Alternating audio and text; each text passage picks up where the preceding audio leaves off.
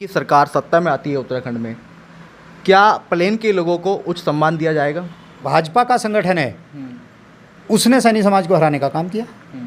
जो कांग्रेस का संगठन है, उन्होंने सैनी समाज को पीछे करने का काम किया। क्या चुनाव लड़ना चाहते हैं कि आप प्रत्याशी के रूप में यहाँ पे आपको देखा जा रहा है, ये बात कितनी सच है? कांग्रेस, इन दोनों के संदर्भ में आप देख लो, 57 विधायकों को जिता के प्रचंड बहुमत से यहाँ बीजेपी की सरकार बनवाई जनता ने, लेकिन एक कार्यकाल में 3 मुख्यमंत्री बदल चुके। 57 विधायक होने के बावजूद भी वो भी बताइए कि सैनी समाज की इस क्षेत्र में इतनी बड़ी आबादी है, लेकिन उसके बावजूद भी जो है कहीं ना कहीं इनको इस तरह से कटास किया जा रहा है। लेकिन अब तो आवाज़ ये आने लगी है कि जो है क्या सैनी समाज सिर्फ वोट बैंक के लिए बना है, क्या वोट देने के लिए बना है? अभी तक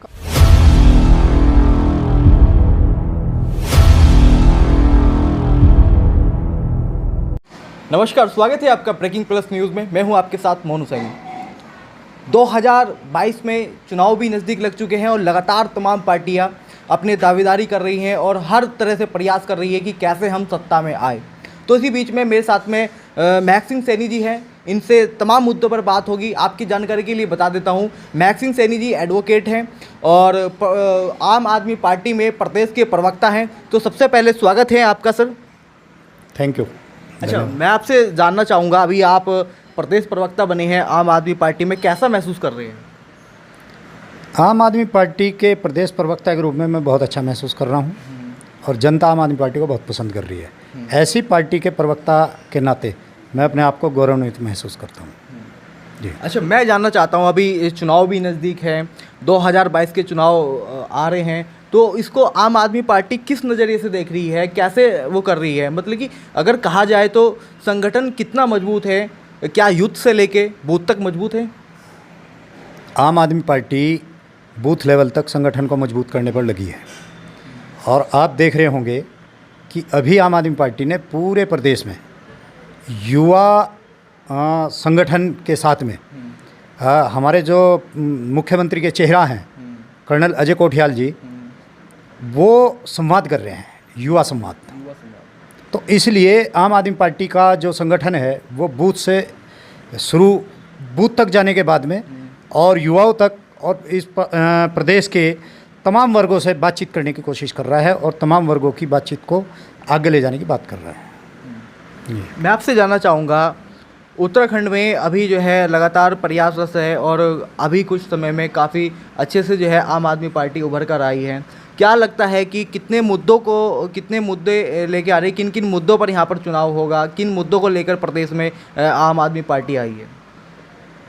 अभी 20 साल उत्तराखंड को बने हो गए और इन 20 साल के अंदर भारतीय जनता पार्टी और कांग्रेस का राज रहा, लेकिन दोनों ही पार्टी की सरकारों ने यहाँ जो उत्तराखंड के परिप्रेक्ष्य में शिक्षा, स्वास्थ्य, रोजगार, बिजली और पानी के मुद्दों को दरकिनार करके ही राजनीति की है और सरकार चलाने की कोशिश की। लेकिन आम आदमी पार्टी 2022 के इलेक्शन में जैसे चुनाव लड़ने की घोषणा की है, तो आम आदमी पार्टी की जो प्राथमिकता है वो यहाँ लोगों को बेहतर शिक्षा, स्वास्थ्य सुविधाएं देने की प्राथमिकता के आधार पर हम काम कर रहे हैं।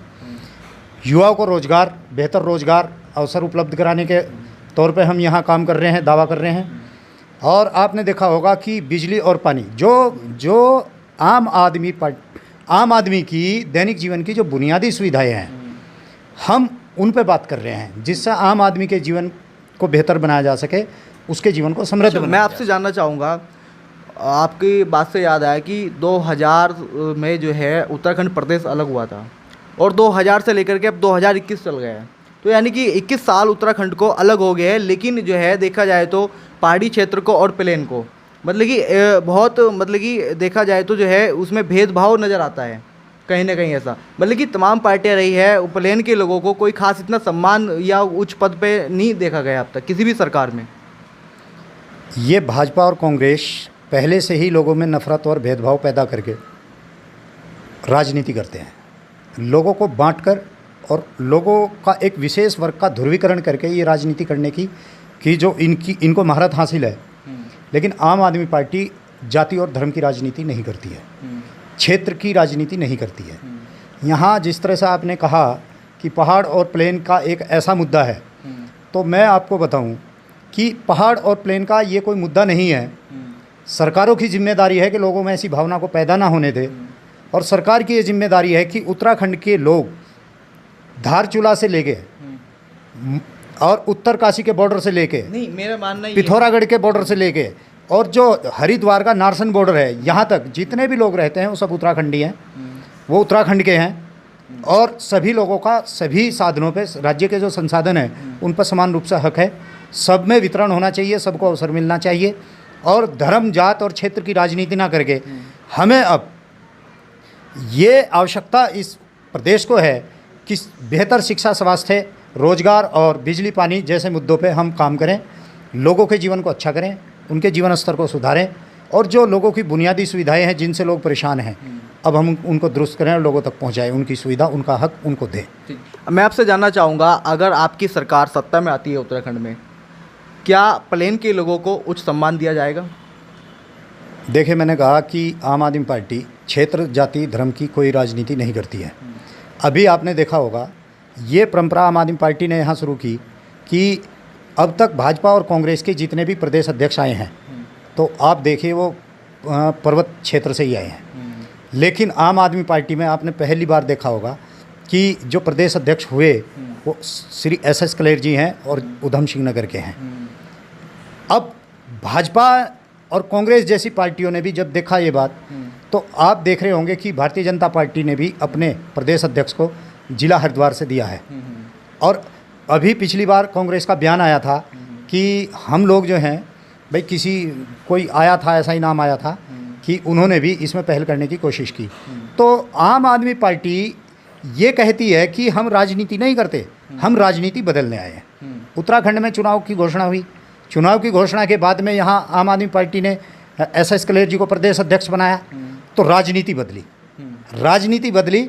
और जो एक परंपरा कांग्रेस और भाजपा में संगठन को चलाने की थी, उन्हें भी सोचना पड़ा कि आम आदमी पार्टी की तर्ज पे ही उन्होंने भी अपने संगठन में बदलाव करने शुरू कर दिए हैं। तो ये एक बहुत बड़ी बात है, और ये हमारी सफलता है, आम आदमी पार्टी की सफलता है, जिससे जनता खुश है। अच्छा, महक सिंह सैनी जी, मैं आपसे एक सवाल और करना चाहूँगा। पिछले 10 सालों में अगर उत्तराखंड को देखा जाए, तो मतलब कि पिछले 10 सालों में आप सैनी समाज से हैं, और जो है मतलब कि सैनियों की एक अलग मजबूत स्थिति थी। लेकिन अब के समय में सैनियों को दरकिनार कहीं ना कहीं नज़र आ रही हैं पिछले कुछ समय से। अभी आप जो है प्रदेश प्रवक्ता हैं और सैनी समाज में काफ़ी अच्छी आप पहचान रखते हैं, लगातार आप कार्यक्रम वगैरह तमाम चीज़ें होती ही रहती है। क्या लगता है, सैनी समाज को क्या कुछ सम्मान मिल पाएगा इस बार, या जैसे स्थिति बनी हुई है दरकिनार लगातार पार्टियों के माध्यम से किया जा रहा है, क्या ऐसे किया जाएगा? देखिए, भारतीय जनता पार्टी और कांग्रेस दो ऐसी पार्टी हैं जिन्होंने उत्तराखंड में अभी तक राज किया, बारी बारी राज किया। दोनों ही पार्टियों ने सैनी समाज के साथ में एक बहुत बड़ी साजिश की। कांग्रेस ने, तो मैं ये कहूँ कि और भाजपा ने, मैं दोनों ही की बात कर लेता हूँ। सैनी समाज को जहाँ से भी प्रतिनिधित्व दिया है तो वो सी कैटेगरी की सीट पे दिया है, या फिर अगर ए कैटेगरी की सीट पे उन्होंने कहीं प्रतिनिधित्व देने की बात की है, तो वहाँ आप देखिए कि वहाँ जो भाजपा का संगठन है उसने सैनी समाज को हराने का काम किया, जो कांग्रेस का संगठन है उन्होंने सैनी समाज को पीछे करने का काम किया। और आज अगर आम आदमी पार्टी आई है, तो आम आदमी पार्टी ने महक सिंह सैनी को मुझे एक चेहरा बनाया है, और मैं आम आदमी पार्टी का धन्यवाद करता हूं। आप जो है पार्टी में भी है, तमाम चीज़ें हैं, समाज में भी लगातार आप रहते हैं।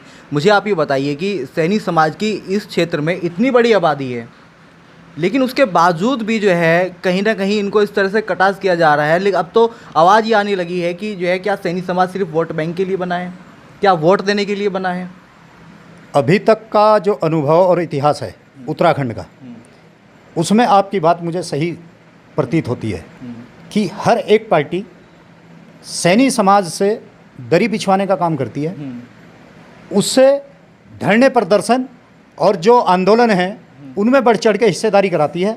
लेकिन जब उनको हक देने का नंबर आता है तो फिर साजिश के तहत में सैनी समाज को पीछे धकेल दिया जाता है।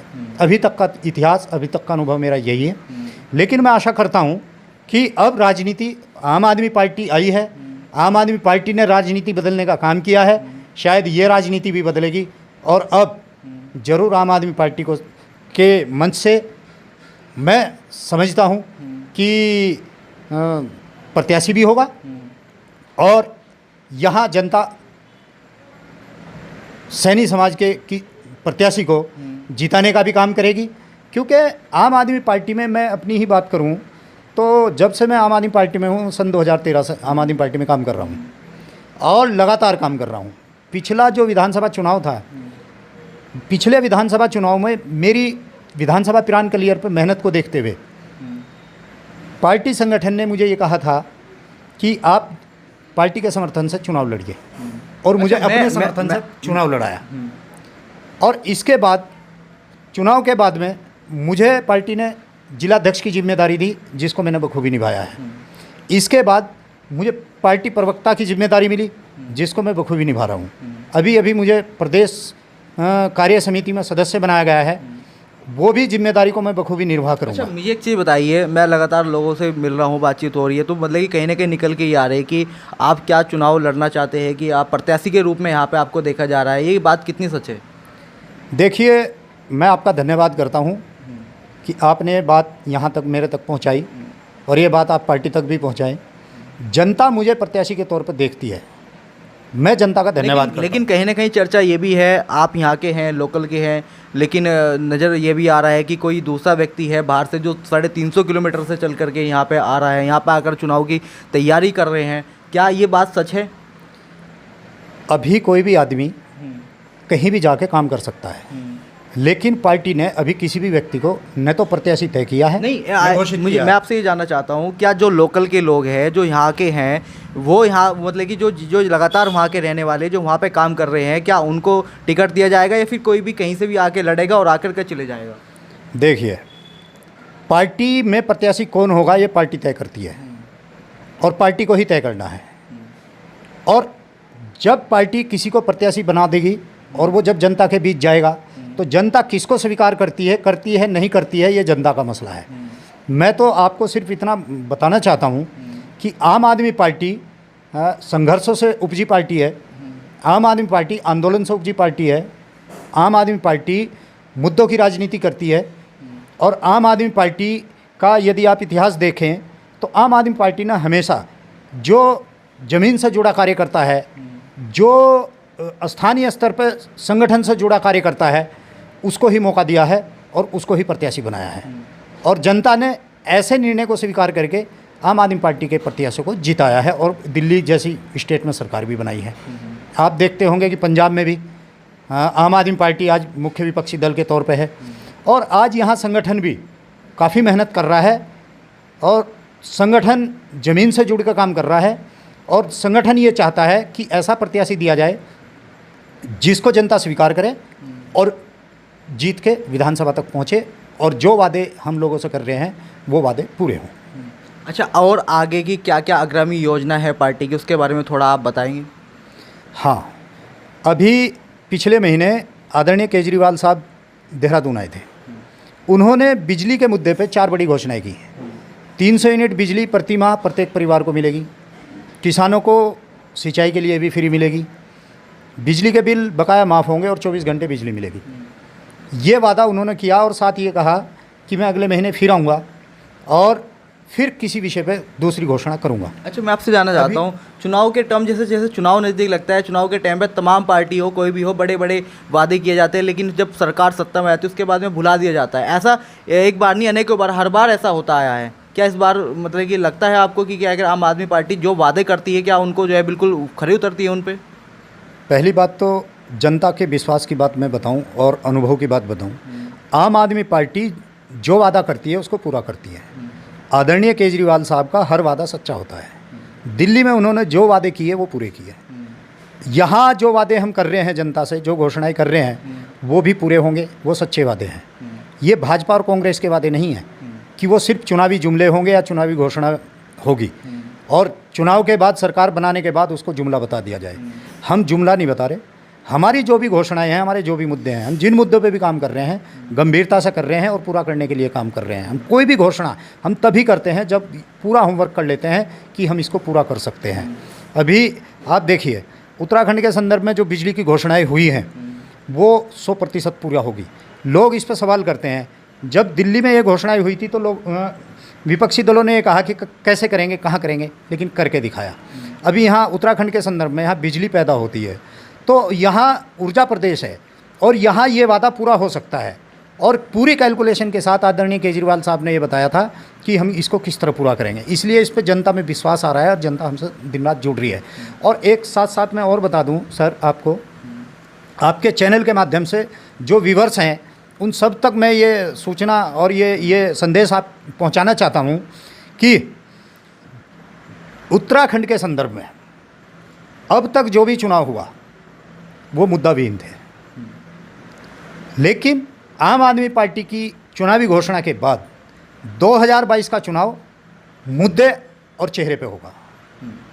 इस बार हमने अपनी पार्टी के चेहरे के लिए कि भाई आम आदमी पार्टी का चेहरा कर्नल कोठियाल हो सकते हैं या नहीं, अभी वो सवाल जनता तक पहुंचाया है और पूरी पॉजिटिव प्रतिक्रिया उस पर आ रही है। सब लोग चाहते हैं कि कर्नल अजय कोठियाल जी पूर्व सैनिक हैं, ईमानदार व्यक्ति हैं, संघर्षशील व्यक्ति हैं, वो आम आदमी पार्टी का चेहरा बने और उत्तराखंड के मुख्यमंत्री बने।